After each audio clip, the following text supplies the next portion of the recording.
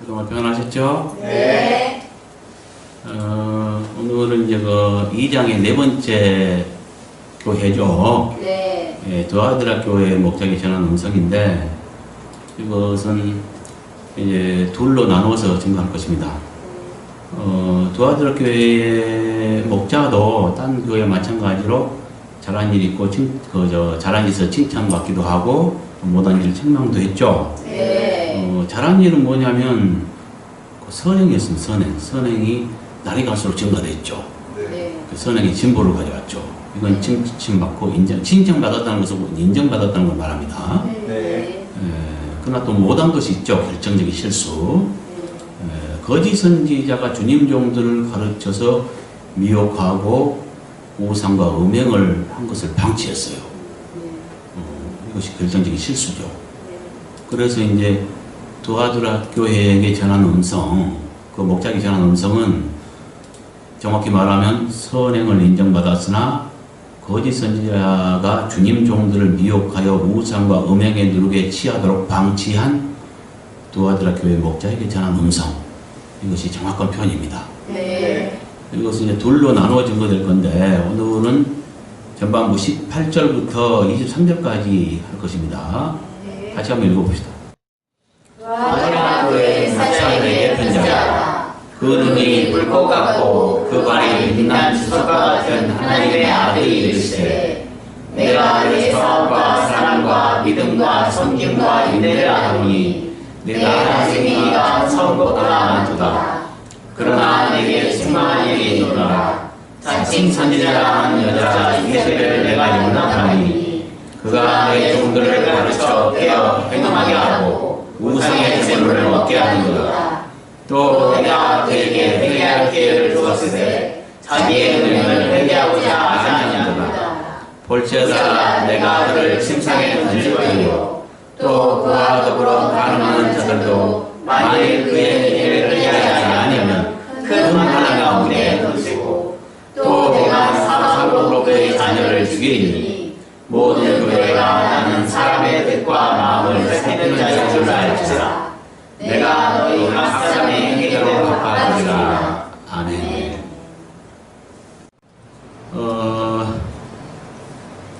두아드라 교회 앞에 원어를 보면은 이제 그 전치사 n이 있어요.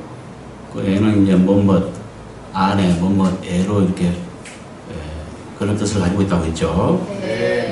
그래서 그걸 반영을 하면은 두아드라 교회는 두아드라에 있는 교회, 두아드라 도시에 있는 교회, 이걸 말합니다. 네. 그러니까 두아드라 안에 있는 교회 하든지 두아드라에 있는 교회, 이렇게 표현해야 된다는 거죠. 네. 그리고 이제 성경상에 그 나타난 모든 교회들은 각 그 지역 명칭의 이름을 썼다고 했죠. 네. 지금처럼 사람들이 마음대로 지은 것이 아니라 교회는 각 도시의 이름을 사용했고, 그러니까 이제 두아드라 교회는 두아드라 도시에서 주님을 믿고 영접해서 하나님의 자녀된, 그래서 거룩하게 된 무리를 교회라고 하죠. 네. 그러니까 두아드라에서 구원받은 거룩한 무리들은 두아드라 교회가 되는 것이고, 라오디게아 교회는 라오디게아 도시 내에서 거룩함을 받은 자들을 말하겠죠. 네. 예. 이거에 대해서는 뭐 충분히 설명했으니까는 오늘은 안 봐도 되겠죠. 교회의 사제에게 편지하라. 이 편지하라도 지금 이제 네 번째 우리가 반복됩니다. 이런 것들은. 그러니까 이제 대략 넘어가고 싶은데, 그래도 동영상을 이것을 처음 본 사람을 위해서 다시 반복해서 설명하게 됩니다. 네. 여러분 좀 인내가 필요한데, 형제들을 위해서 좀 인내하시기 바랍니다. 네. 그래서 이렇게 편지하라, 이것도 이게 써라로 했냐면 원어의 뜻이 그러합니다. 책이다, 쓰다 이런 뜻이고, 그 다음에 편지하라 이렇게 할 때 오해를 하게 된다는 거죠. 2장에만 해도 벌써 에베소, 스무나, 버가모, 두아드라 네 교회가 기록되어 있는데, 네 번 편지하라 이래 놓으니까 마치 2장이 네 명의 목자들에게 각각 따로 보내진 편지인가 이렇게 착각할 수 있다는 거죠. 그것이 아니라 이 편지는 각각 네 명에게 보내졌지만 계시록 1장부터 끝장까지 전체가 한 통의 편지이고 그 편지가 각각 보내진 것이죠. 네. 근데 이제 그 음성, 여기는 그 네 목자들이 보내진 그 음성인데 이것을 편지하라 이렇게 함으로써 각각 한 통의 편지식으로 오해를 할 수 있기 때문에 원어의 뜻 그대로 살려서 써라 이렇게 개정했습니다. 하죠? 네. 예. 그 다음에 그 눈이 여기는 복수입니다. 그래서 두 눈이 이렇게 했고요. 예. 그 발이 이것도 복수입니다. 그래서 두 발로 했고요. 그 다음에 빛난 주석 이것은 불타는 쇠로 했는데 이건 좀 이따 더 자세히 보겠습니다. 네. 그 다음에 이것도 이제 반복되니까 안 찾아보고 그냥 넘어가겠습니다. 그런데 이것저것의 뜻을 가진 원어의 복수가 이제 빠져있죠. 누락이 되어 있기 때문에 이것을 집어였고요. 그 다음에 이르시되 이거는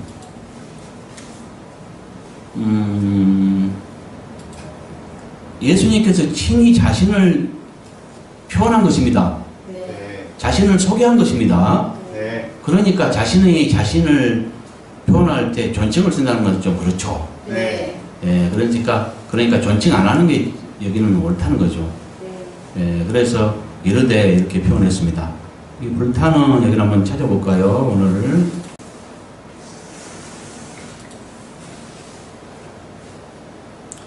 빛난 주석 이렇게 됐죠. 네. 이 뜻은 그 원어의 뜻은 불타는 듯한 구리 또는 구리 합금 이런 것들을 뜻하는 칼콜리바노이라고 하는 그 뭡니까 그 기본형이 그래요. 그걸 썼는데 그 뜻이 불타는 듯한 구리 또는 구리 합금을 말한다는 거죠. 그러니까 구리 합금에는 벌써 구리냐 구리 합금이냐 이것도 따져봐야 되고 구리라면 불타는 구리가 될 것이고 구리 합금이라면 여러 가지가 있죠. 뭐 황동도 있고 청동도 있잖아요. 네. 예. 그러면 어느 것이냐 이거죠. 여러 가지로 표현될 수 있겠죠. 네.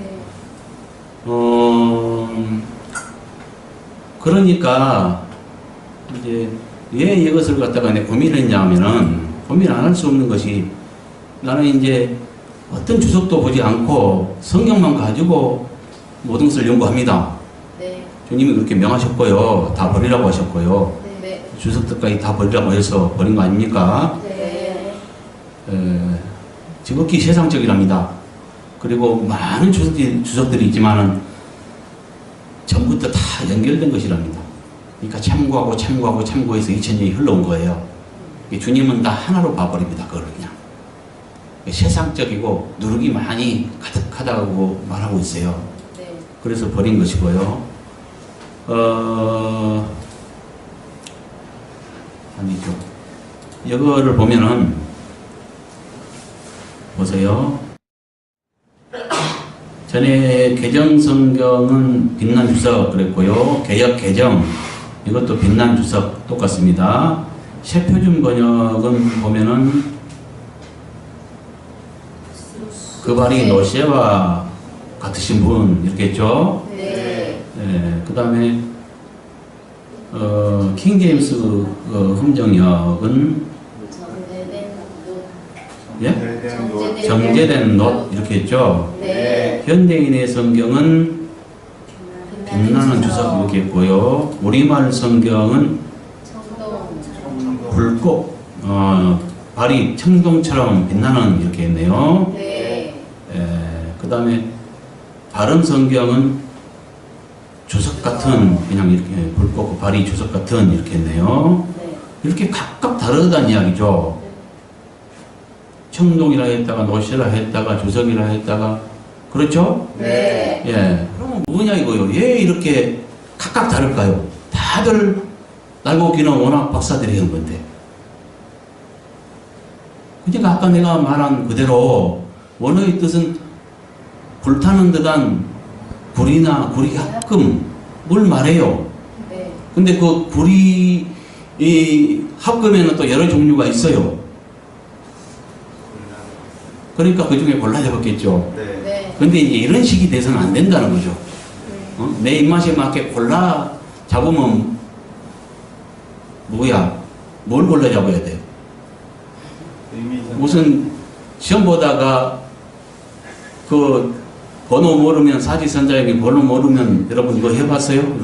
볼펜 이렇게 연필에 이렇게 1, 2, 3, 4 써가지고 이렇게 굴리잖아요. 네. 그와 같이 하면 되는 것입니까? 아니요. 안 되겠죠. 네. 예, 골라 잡으면 아니에요. 네. 그러니까 내 입맛에 맞게 할 것이 아니라 여기서 저자의 의도, 하나님의 의도하고 똑같다고 했습니다. 네. 성령으로 썼기 때문에. 그러니까 하나님의 의도를 파악해야 돼요. 뭐 어떻게 파악할 수 있을까요? 이거 가지고 많이 고민했어요.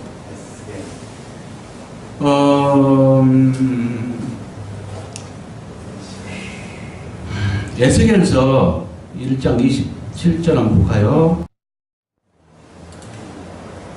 자, 같이 한번 읽어봅시다. 내가 보니 그 위의 모양은 단시 같아서 그 속과 줄이가 불 같고, 내가 보니 그 허리 아래의 모양도 불 같아서 사방으로 광채가 나며, 그 사방 광채의 모양은 비 오는 날 불에 있는 무지개 같으니 이는 여호와의 영광의 형상의 모양이라. 내가 보고 들어 말씀하시기에 음성을 들으리라. 이렇게 돼 있죠. 네. 보좌에 앉으신 우리 여호와 하나님 아버지의 모습을 가장 정확하게 묘사한 사람이 바로 그 에스겔 선지자입니다. 예. 여기 보면은 여러분 아마도 이 말씀이 있는지도 모르는 사람이 있을 거예요. 많을 거예요. 성경을 자세히 전체로 읽어보지 않은 사람은. 근데 우리 여호와 하나님의 모양을 지금 이렇게 묘사하고 있어요. 허리 위로는 뭐 같아요? 단쇠 같고, 이 단쇠가 뭐예요? 벌겋게 달아오르는 쇠붙이, 그 빨간 불 같은. 그 다음에 허리 아래는 허리 아래도 그렇게 표현하고 있죠. 불 같다고 표현하고 있죠. 그러니까 결국 뭐냐면 따로 표현했지만 허리 위나 아래나 다 벌겋게 달아오르는 쇠붙이 같은 이런 분으로 묘사하고 있어요.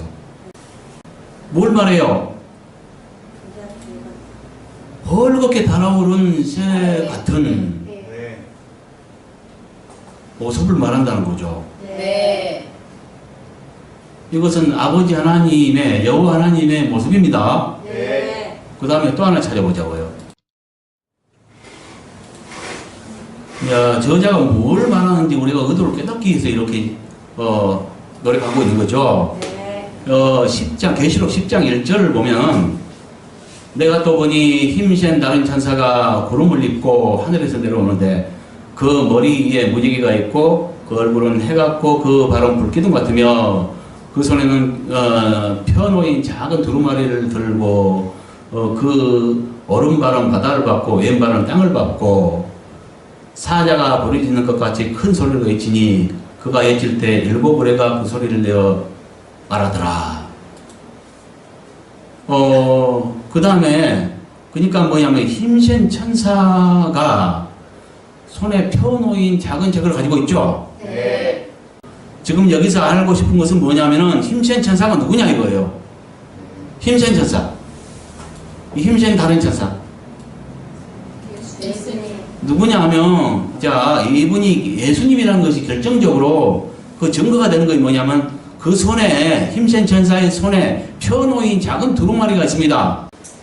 근데 이분의 발이 어째요? 불기둥 같다고 돼 있죠. 얼굴은 해 같고, 얼굴은 해 같죠? 네. 머리에는 무지개가 있고요. 네. 아까 에스겔서를 봐도 하나님의 형상에 무지개가 있는 걸 봤죠. 네. 또 계시록 5장에 4장에 봐도 보좌 주위에 무지개가 있습니다. 네. 그 무지개는 이제 노아 시대 때, 그러니까 그 물로 심판을 했는데 다시 물로 심판하지 않겠다는 증표입니다. 그렇죠? 그래서 의미가 있는 거죠. 네. 예, 지금 아버지와 아들 그래 어떤 형상이 나타나는 곳에는 항상 이렇게 무지개가 있다니까요. 네. 뭘 말해요? 그러니까 이것도 하나의 증거가 되고요. 1장 12절부터 16절에 네. 나타나 있는 요한이 보았던 예수님의 모습도 네. 그 발이 빛난 주석 갖고 이렇게 이제 거기도 했죠. 네. 거기도 그렇게 했고 그 다음에 얼굴은 뭐라 했어요? 해가 힘있게 비치는 것 같더라 했죠. 네. 이것도 일치하네요. 네. 해 갖고 여기 했는데 일치하죠. 네. 예. 발은 이제 빛난 새 갖고 했는데 여기는 불기둥 같다고 했죠. 네. 같은 분이에요. 네. 어떻게 증명이 되냐면, 자, 2절 보세요. 이게 결정적인 증거가 됩니다. 그 손에는 펴놓인 작은 두루마리를 가지고 있다고 했죠? 네. 자, 5장 한번 가봅시다. 계시록 5장 가면은, 내가 봄에 보좌에 앉으시니 오른손에 두루마리가 있으니 안팎으로 섞고 7인으로 7개 도장 찍고 봉한 책이 있대요. 네. 여호와 하나님 보좌에 앉으시고. 근데 두루마리 별자가 아무도 없어요. 그래서 요한이 막 울었어요. 그러니까 장로 중에 한 사람이 뭐라 해요?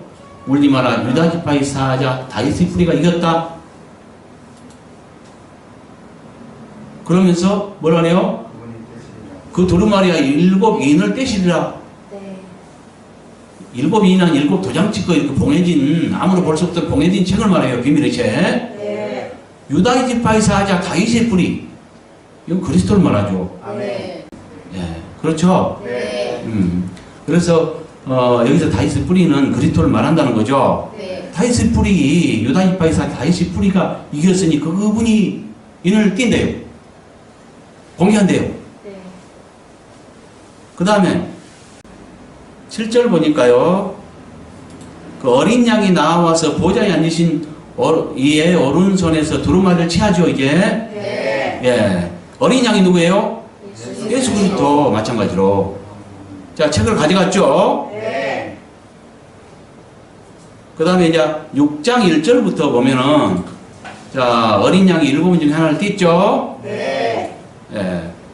3절 보니까 둘째인 뗐죠. 네. 5절 보니까 셋째인 뗐죠. 네. 7절 보니까 넷째인 뗐죠. 네. 9절 보니까 다섯째인 뗐죠. 네. 어디입니까? 또. 12절. 12절 보니까 여섯째인 뗐죠. 네. 예. 그 다음에,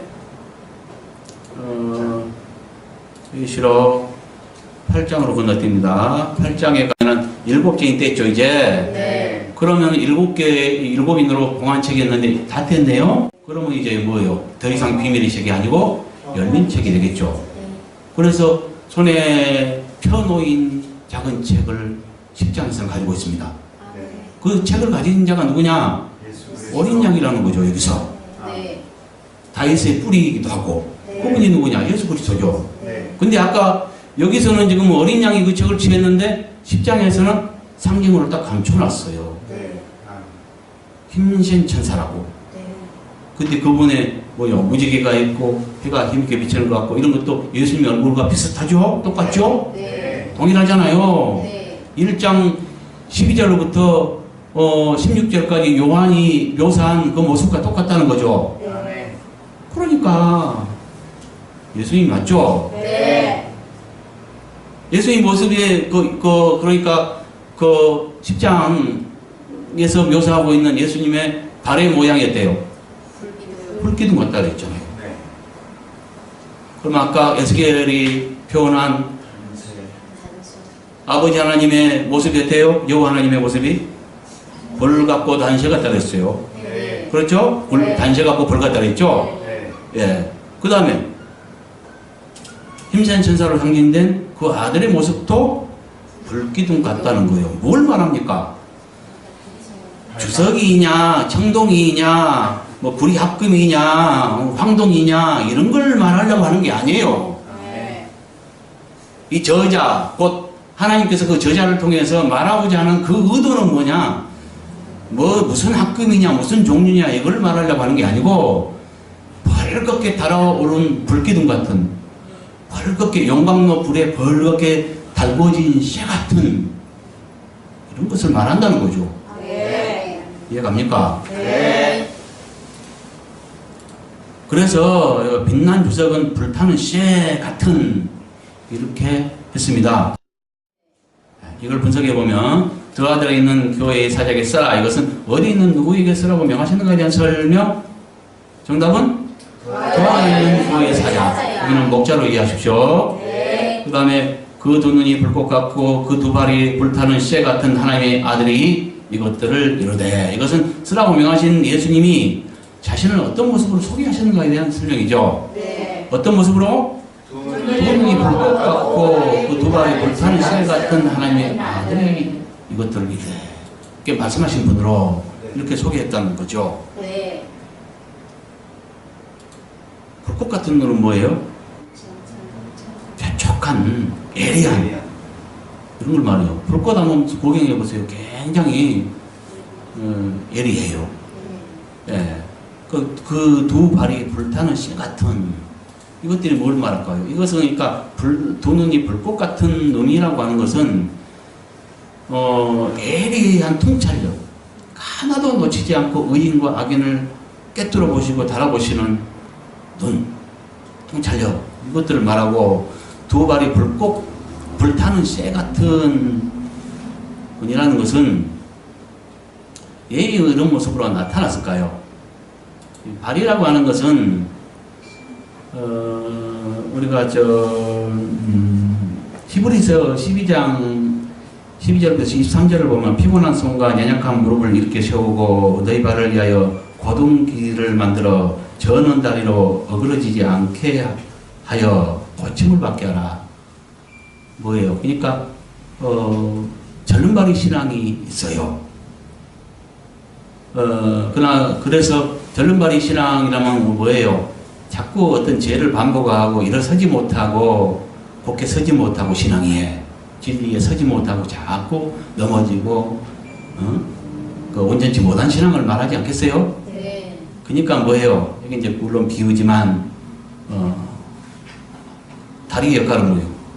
신앙을 곧게 세우는 역할, 집행하는 힘, 곧게 서는 힘, 뭐 이런 것들을 말할 수도 있지 않겠어요? 네. 예, 그 다음에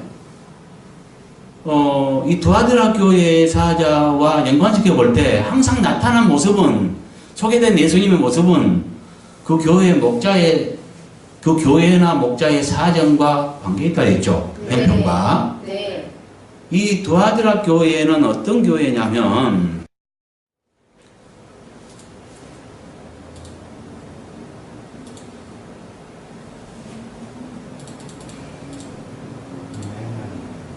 자, 내 사업과 사랑과 믿음과 성김과 인내를 나누니 내 나중인가 천국보다 많도다. 이건 칭찬이에요. 네. 그러나 이것은 책망이에요. 책망할 거 있대요. 네. 자칭 선지자라 하는 여자 이시벨. 자칭 선지자는 뭐냐면 스스로 된 선지자예요. 그러니까 거짓 선지자를 말합니다. 네. 그렇죠? 네. 해석하면 거짓 선지자예요. 거짓 선지자를 용납했어요. 그래서 누가 두아드라 교회의 목자가 거짓 선지자의 가르침을 용납했어요. 그를 용납했어요. 그래서 그가 주님의 종들을 가르치고 깨어 행음하게 하고 우상의 제물을 먹게 했다는 거예요. 이거는 행음과 우상, 주의 종들이 행음과 우상을 했다면, 우상 숭배를 했다면, 우상의 제물을 먹고 행음했다면 이건 큰 문제죠. 네. 그렇지 않아요? 네. 이게 영적이든 육적이든 어쨌든 큰 문제예요. 네. 이건 세상에나 있는 일들이지 교회에서는 있어서는 안 되죠. 그러니까 분별이 없고요. 행위 누룩으로 가득 차버린 교회가 세상화되어버린 이런 상태를 말하지 않겠어요? 네. 그러면 심판 대상이죠. 이런 교회의 형편에 나타난 모습입니다. 네. 그러니까 그 두 눈이 불꽃 같고 이것은 하나도 놓치지 않고 우리의 선행과 악행을 달아보시는 무서운 눈이에요. 네.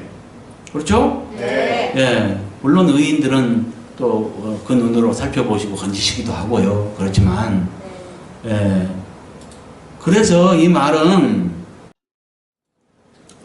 두 발이 불타는 쇠 같은 하나님의 아들이라는 모습은 회개치 않을 때 그들을 심판할 것을 말합니다. 네.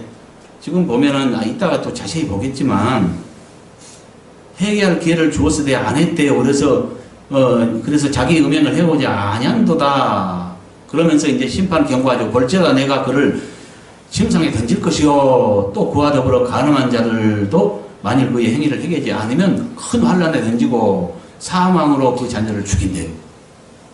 그러니까 거짓 선지자와 그 음녀 거짓 선자는 그 음녀와 그와 더불어 가늠한 종들과 또 음녀의 자녀들, 그러니까 그 영향받은 교회들 이들 말하죠. 네. 다 심판하겠다 이 구절이. 그러니까 뭐겠습니까? 왜 이런 모습으로 나타나는지 이제 감이 잡히죠. 네. 그러니까 그 두 발이 불타는 쇠 같은 분은 이 발이라는 것은 그러니까 그렇지 짓발과 어깨는 그 심판을 상징하기도 하고요. 어그러진 다리를 갖다 이렇게 세우고 온전한 신앙으로 이렇게 실리게 세우는 발로도 비유할 수 있겠죠. 네. 온전한 신앙으로. 그렇죠? 네. 둘을 다 상징할 수 있어요. 여기서는 이제 잘못을 지금 말하기 때문에 심판에 그쪽으로 해석을 할 수밖에 없겠죠. 네. 그래서 그 눈이 불꽃 같고 두 발이 불타는 쇠 같은 하나님의 아들이 이것들을 이르되 왜 이런 모습으로 소개하셨는가? 그것은 그 두 아들 학교의 형편과 관계 있고 그들이 그 두 아들 학교의 목자가 그 거짓 선지자의 잘못된 가르침을 용납해버렸고, 그러니까 거짓 선자를 용납했죠. 그래서 거짓 선자가 잘못 가르쳤죠. 네. 잘못 가르친 결과 우상의 제물을 먹고 음행에 빠졌다는 거죠. 주의종들이. 네. 그러니까 이런 모습은 회개치 않는 자에게 심판하려는 그 심판자의 모습. 이렇게 이제 우리가 해석할 수 있겠죠. 네. 예. 자, 여기는 그렇게 하고요. 그 다음에 이것은 원어 비교를 해보면 사업은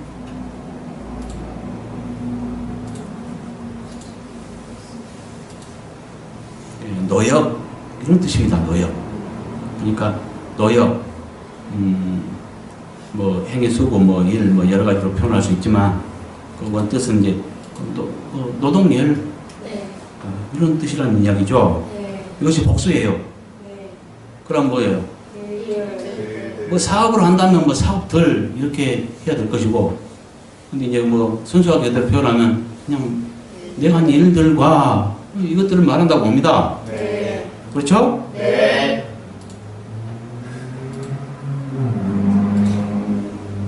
그 다음에 나중 여기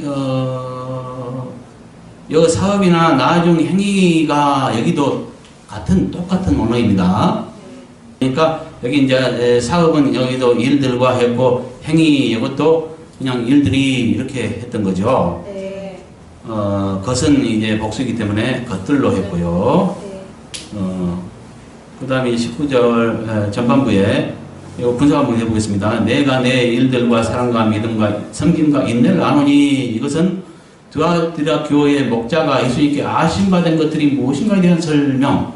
네. 그렇죠? 네. 무엇을 아심받았어요? 내 일들과 사랑과 믿음과 섬김과 인내. 예, 일들과 사랑과 믿음과 섬김과 인내를 아심받았다는 거죠. 네.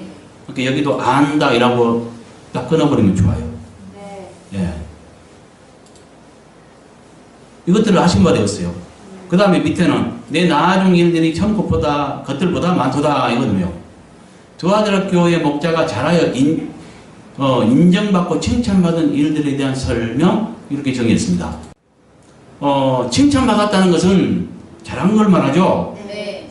꼭 그건 인정받은 것을 말합니다. 왜 이렇게 우리가 이제 해석해야 되냐면 주님은 우리의 모든 행위를 항상 분초마다 시험하시고 달아보세요. 그래서 야고보의 말씀처럼 우리를 시험하신 이유는 뭐냐면은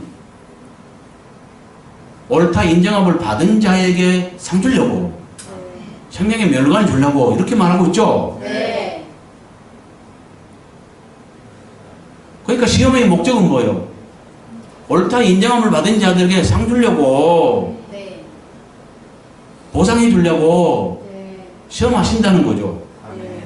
시험하는 방법은 일정한 룰에 의해서 일정한 룰에 의해서 그 일정한 잣대를 가지고 재는 거죠. 네. 그러면 모든 사람의 신앙 점수가 나오지 않겠습니까? 네. 그래서 그 야고보의 말씀도 그렇고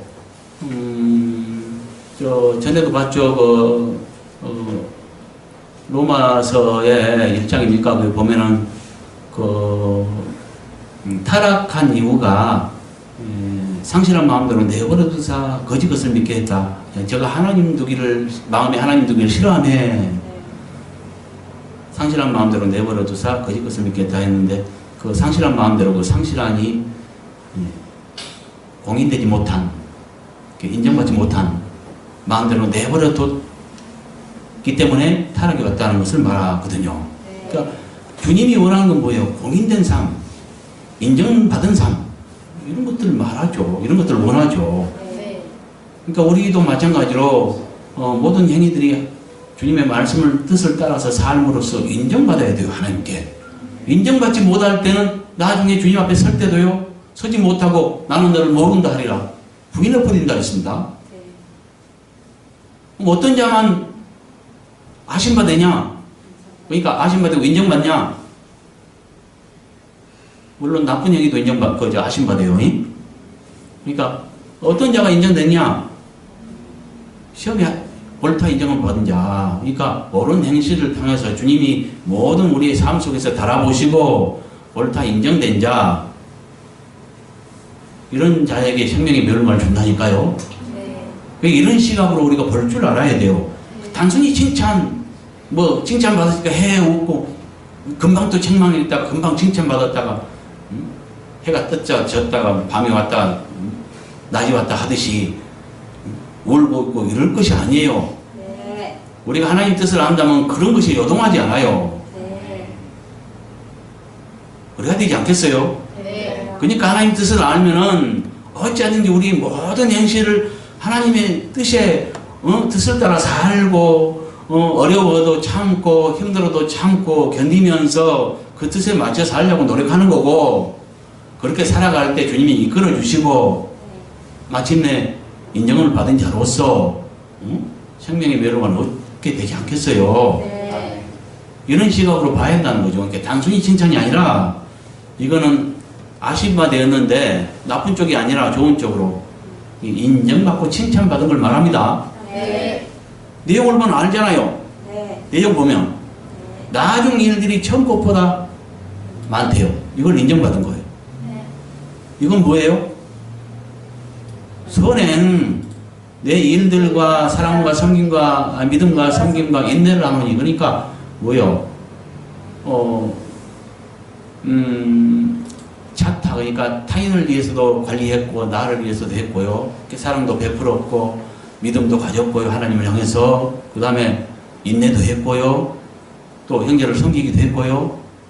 이런 선행이 그렇죠? 네. 뭘 그러니까 어떤 것을 인정받았어요? 선행이 처음보다 나중에 점점 증가해서 믿음의 진보를 보였어요. 선행의 진보를 보였어요. 그거 인정받은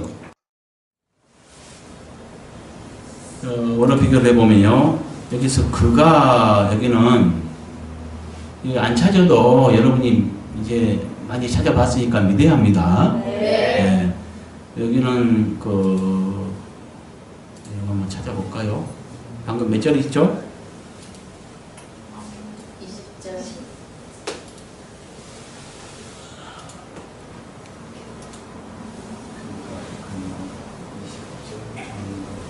여기서 그는 누구를 말해요? 여자 이세벨을 말하죠? 네. 그러니까 뭐가 되겠어요? 응? 여자가 그녀라고 표현해야 되겠죠? 네. 예. 그렇겠죠? 네. 예. 여기서 그는 그 여자 이세벨을 말하고요. 그 다음에 내 종들을 했는데 여기 내는 나라는 뜻가 지금 뭐야? 복수죠? 네. 그러니까 우리라고 했습니다. 네. 이제 아버지와 아들을 말하겠죠. 예. 이게 삼위 하나님을 말하겠죠. 네. 행음하게 하고는 과거 시점에서 행음하게 하였고 이게 과거로 표현했고요. 우상의 제물 여기서 우상에 바쳐진 제물 이런 것을 말합니다. 네. 에게 하고 이제 아니하는도다 이것도 과거 시제이기 때문에 안 왔었다 이렇게 했습니다. 네. 21절이 잠깐만요. 하나 찾아봅시다. 예, 그에게 이렇게 했는데 이건 그녀에게 이렇게 표현해야 되는 것이 예, 원어상에는 이제 남성형, 여성형 이거 있거든요. 여기는 여성형입니다. 그러니까 그녀가 옳죠. 네. 이것을 분석하면 그러나 내게 책망을 이르노라 자칭 선지자라는 여자 이세벨을 내가 용납하리니 이것은 두아드라 교회의 목자가 잘못하여 책망받은 일이 무엇인가에 대한 설명이죠. 네. 무엇입니까? 여자 이사벨. 자칭 선지자라고 하는 여자 이세벨을 용납한 것입니다. 네. 그래서 여기서 자칭 선지자란 스스로 된 선지자를 말한 것으로서 주님이 인정한 선지자가 아니라 스스로 된 선지자예요. 그럼 뭐 보겠어요? 해석하면 거짓 선지자죠. 네. 다시 설명 안 해도 이제 거짓 선지자 하면은 뭘 말하는지 알아야 돼요. 네. 예, 자칭 선지자는 거짓 선지자입니다. 네. 그러니까 뭐예요? 책망받을 일은 거짓 선지자를 용납한 것이라는 거예요. 그러면 거짓 선지자가 무엇이기 때문에 그를 용납한 그 자체를 이렇게 책망할까요? 자 보세요. 여기 나와 있네요. 그녀가 우리 종들을 가르쳐 깨어 행음하게 하였고 우상의 제물들을 먹게 하였었다. 이것은 두아드라 교회의 목자가 거짓 선지자 이세벨을 용납하지 말았어야 할 이유로서 그녀가 했던 일에 대한 설명. 그녀가 한 일은 뭐예요? 여기 종들은 무슨 종을 말할까요? 주님이 지금 하신 말씀이에요. 네. 근데 우리 종들을 그랬죠. 네. 그러니까 주님의 종이죠. 네. 종들을 가르쳐 깨어 행음하게 하였고 우상의 제물들을 먹게 했었다. 네. 여기는 우상에게 바쳐진 제물을 말하고요. 언어상의 뜻이 행음하게 이것은 매춘 이런 걸 뜻합니다. 그러니까 어떤 대가를 받고 몸을 파는 것 이런 것들을 말합니다. 그 다음에 그러니까 여기서는 이제 물론 육적인 것을 포함할 수도 있고요. 그러나 그것은 아니었다고 말할 수 없습니다. 그러나 주로 영적이겠죠. 주의 종들이 무슨 얼마나 음행을 물론 그럴 수도 있지만 사람이기 때문에 약함으로 그럴 수도 있지만 그런데 깨달아 보면 우리가 여기에 연루된 경험이 한 번도 없다고 말할 수 없어요. 어떤 사람이라도. 영적 음행이라는 건 그래요. 그러니까 뭐냐면은 우리가 일시적이라도 여기에 연루될 수 있다는 거예요. 네. 뭘 말하냐면 하나님의 명예를 오직 우리는 이해해야 돼요. 바벨 사건 알죠? 네. 대를 높이 쌓아서 하나님의 여기 이름을 명예를 이해해야 되는데 모든 걸 할 때 대를 높이 쌓아서 우리 명예를 내고 이래버리잖아요. 네. 그게 바벨이에요. 네. 그러니까 우리 각 사람이 주의 종들이 이제 그 교회를 갖다 세우기 위해서 직분을 주셨고 주님이 직분을 주신 이유는 교회를 세우기 위해 줬다 그랬습니다. 에베소서에. 네. 예. 그 세운다는 말이 이제 언어상으로 건축이라는 뜻인데 각자가 그러니까 건축을 해 나가요. 각자가 건축을 해 나가는데 잘된 건축이 있고 잘못된 건축이 있겠죠. 잘된 건축 그거는 당연히 예루살렘 성으로서 나타납니다. 그러니까 그 비유지만 예루살렘 성으로 나타나고 신부의 도성으로 나타나는데 잘못된 건축은 바벨로 나타나고 그것은 심판을 받습니다. 계시록 18장에 보면 바벨론 심판을 말하죠. 귀신의 처소로 전락해 버리죠. 예. 그러니까 그 명예를 위한다거나 세상 재물을 쫓아가 본다거나 자기 명예를 위한다거나 이런 것들은 다 영적 음행에 속해요. 이렇게 놓고 볼 때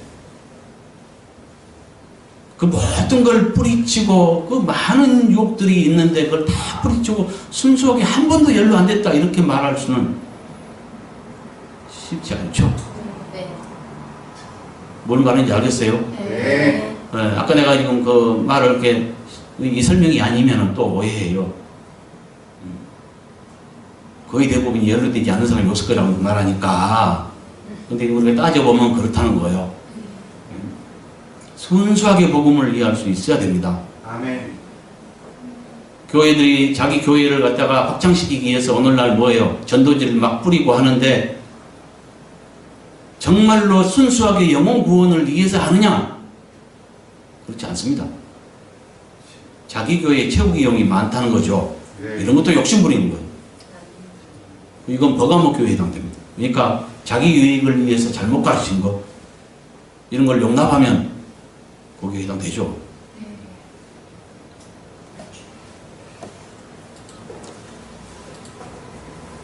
무슨 말인지 알겠죠? 네. 그러니까 거짓 선지자는 주님의 선지자도 아니고요. 이 거짓 선지자의 가르침은 그 결과가 뭐예요?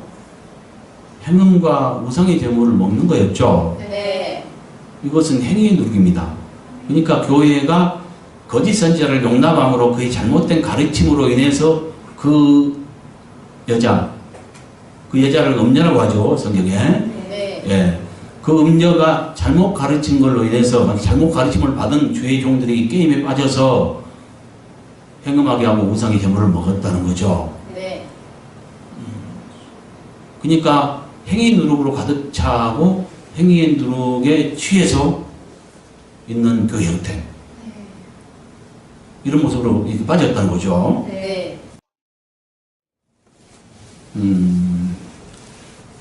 그 다음에 또 내가 그녀에게 해결할 기회를 주었으되 자기 음행을 해결하고자 아니하였었다. 이거는 두아들교회 목자가 거짓 선지자 이세벨을 용납하지 말았어야 할 이유로서 그녀가 회개하였는가 여부를 지금 말해요. 그러니까 둘 다 두아드라 교회 목자가 거짓 선지자 이세벨을 용납하지 말았어야 할 이유를 지금 설명하고 있는데 네. 그 중에 위에 하나는 뭐예요?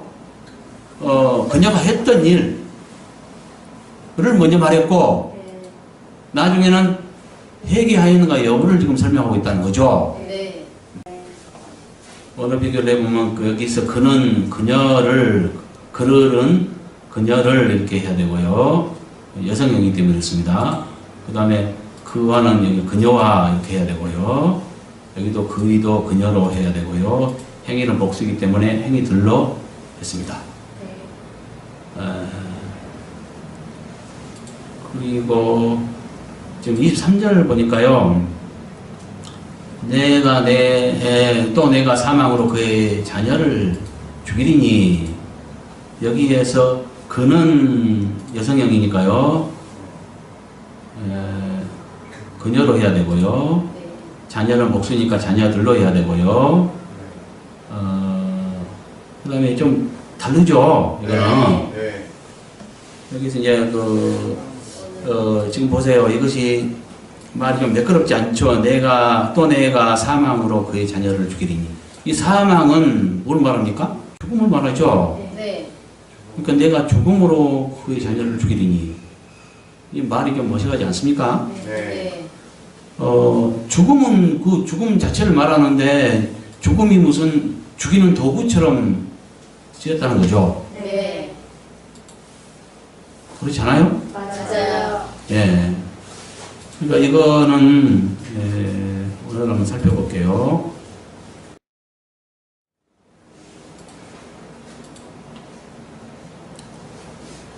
여기 주일인이 공공인 살해하다 뭐 이런 뜻을 가지고 있어요.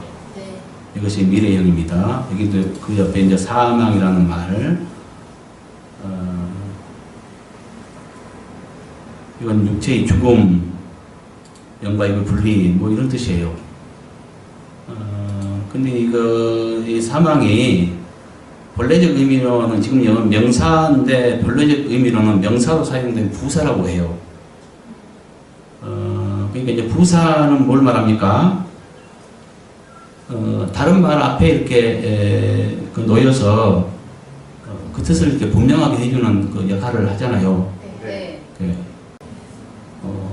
그러니까 그 뒤에 죽이는 일을 분명하게 해주는 역할을 한다는 거죠.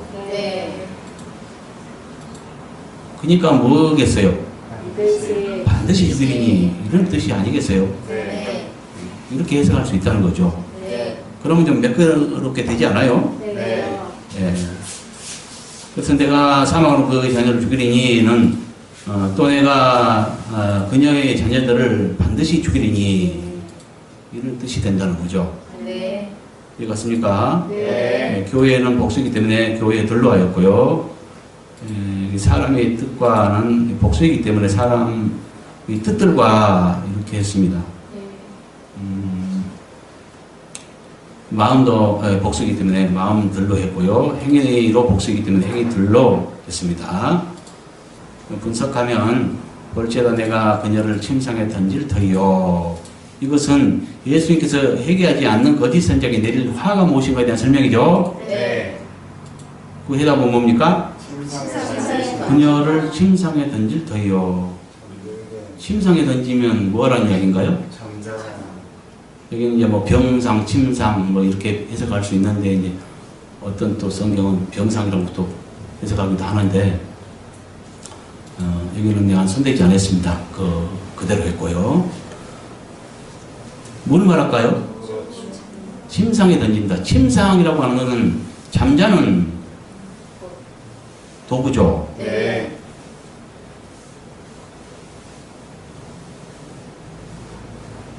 왜 침상에 던지라 했을까요? 회개치 않을 때, 그러니까 엉뚱한 잘못 가르침을 주고 회개치 않을 때 침상에 던진다고 했는데 이것은 영적 잠에 빠지는 것을 말한다고 봅니다. 깊은 영적 잠에 빠져 들어가는 것. 그러니까 이 여자는 우리가 이치적으로 생각해보면 알아요. 이 음녀는 거짓 선자 음녀가 잘못 가르쳤는데 주의 종들 잘못 가르쳤어요. 주의 종들 가르친 자들이 누군가요? 신학교인가요? 네. 그럼 신학교수인가요? 네. 여기서 말하는 거짓 선자는 신학교수냐고요. 처음 시작한다. 자, 이것을 아십시오. 여기 일곱 교회는 2000년 전 사건입니다. 그러니까 거의 초대교회에 가까워요. 그렇죠? 네. 요한이 지금 96년경에 이걸 썼다고 하는데 뭐 그 전후 아니겠어요? 네. 그 상황이에요. 그러니까 이렇게 시대적으로 보면 이제 초창기죠. 네. 그때 벌써 이런 문제들이 있었어요. 일곱 교회에 나타난 7가지 색깔들이 있어요. 각각 교회마다 어떤 문제성을 각각 다른 7가지 색깔의 문제를 가지고 있어요. 이것들을 통해서 주님이 어떻게 책망도 하시고 칭찬도 하시고 어떻게 행정해 나가시는가 하는 비밀을 알려주고 있는 겁니다. 우리에게. 그리고 시작은 뒤에 그 7교회의 종들에게 예수님께서 하시는 말씀으로 시작했는데 끝은 항상 성령이 하나님의 영이 교회들에게 하시는 말씀으로 끝을 맺고 있다는 거예요. 그러니까 그들을 들어서 모든 교회에게 하시는 말씀으로 끝을 맺고 있기 때문에 우리에게 하시는 말씀이 결과적으로 네. 그렇죠? 네. 이것은 마치 그 교회사의 모든 어떤 것들의 시작과 같습니다. 시작. 그러니까 시발점. 어떤 일들이 이제 시작된 거, 만약에 잘못된 가르침인 인본주의 가르침이 있다면, 인본주의 신학이 있다면, 그것의 시작이 언제냐? 여기서 찾아볼 수 있어요.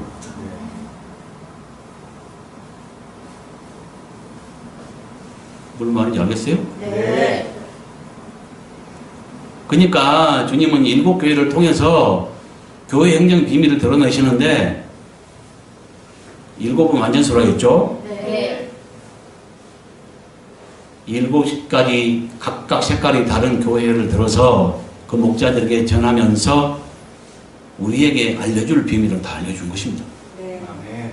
네. 그러니까 이 일곱 교회에서 그 초창기에도 벌써 어떤 문제가 있었고, 이것들을 그러면 해결하느냐? 아닙니다. 그 씨앗이 떨어졌고 이미 일이 이제 발생됐는데 세상은 점점 타락으로 치닫고요. 결국 정말로 그러니까 끝이 나는 거예요. 네. 왜 심판이 있느냐? 타락의 결과로 심판이 오는 거거든요. 네. 그러니까 고쳐지는 게 아니라, 물론 부분적으로 회개하는 사람도 있기도 하지만은 이 역사는 계속 진행돼 가고 종말을 맞게 된다는 거죠. 네. 그렇게 볼 때 어때요? 여기 나타난 모든 것들은 지금 현재 더 거대하게 네피림처럼 덩치가 커져서 그 문제들을 안고 있다고 봐야 되고요. 이 일곱 교회에서 지적한 것은 그때가 그 시발점이라는 것을 깨달아야 돼요. 그럼 전 역사 속에 이런 일곱 가지 모양으로 잘하고 잘못된 문제들이 있겠죠. 항상 어느 시대나. 네. 그러니까 이 여자가 회개했다면 좋은데, 주의 종들을 가르쳤던 이 여자가, 거짓 선지자가 자기는 스스로 선지자라고 자처하면서 가르쳤는데, 주님 보실 때에 선지자가 아닌 그 거짓 선지자가 종들을 잘못 가르쳐가지고 우상의 제물을 먹고 음행에 빠뜨렸다는 거죠. 네. 근데 회개했으면 좋았는데, 문제는 회개할 기회를 줬는데도 회개 안 한대요. 그럼 어쩌겠어요? 지금은 거대한 집단으로 자리 잡고 있겠네요. 네. 이걸 깨달을 줄 알아요. 그러면 여러분이 눈을 떠서 보십시오. 뭘 말하는지. 교회사 안에 그때 시작된 것이 지금은 더 덩치가 커져서 있다는 거니까요. 그러면 눈을 열어서 여러분이 깨닫고 보시면 볼 수 있어야 된다는 거죠. 무엇이 보입니까? 이걸 깨닫지 못하면 안 됩니다.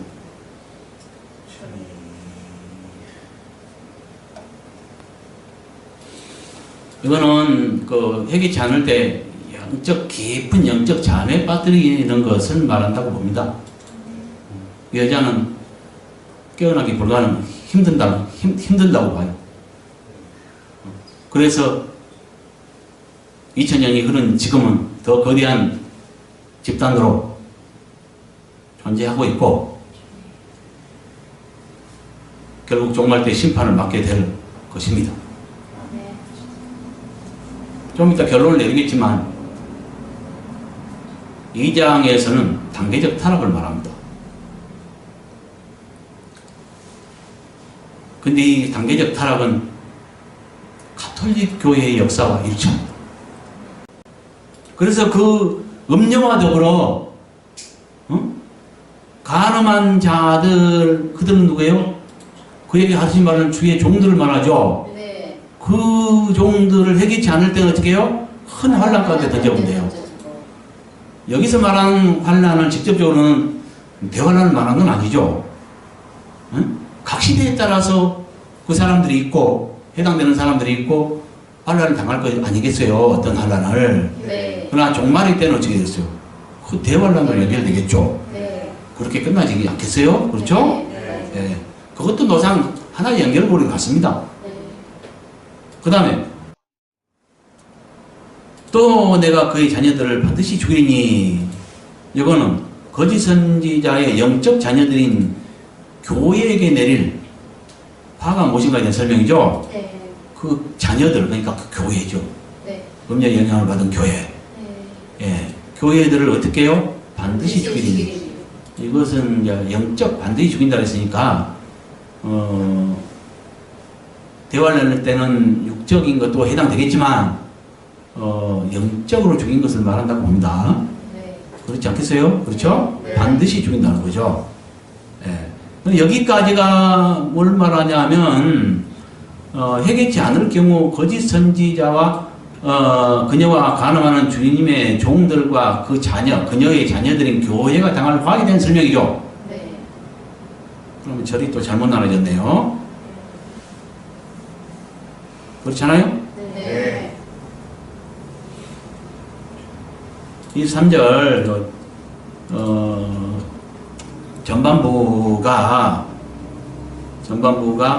전반부까지가 해결치지 않을 경우 당할 화에 대한 설명이라는 거죠. 네.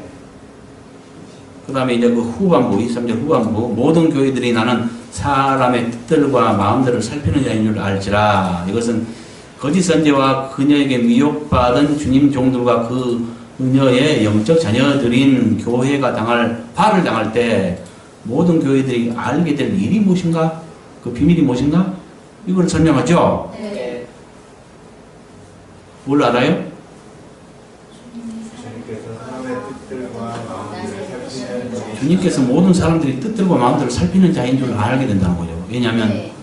그들이 이제 화를 당하게 될 때 교회들이 그걸 깨닫게 된다는 거죠. 네. 그 다음에 내가 너희 각 사람의 행위들대로 갚아주리라. 이것은 심판자 대신 예수님의 심판 기준이 무엇인가에 대한 설명이죠. 네. 그것은 뭐예요? 각 각 사람의 행위들대로 갚아주겠다는 거죠. 네. 이 모두를 종합하면 오늘 본문은 두아드라교회 목자에게 소개된 예수님 모습과 칭찬과 책망과 권면과 회개하지 않을 때 당할 화를 말합니다. 네. 이해가시죠? 네. 네, 이렇게 마치겠습니다.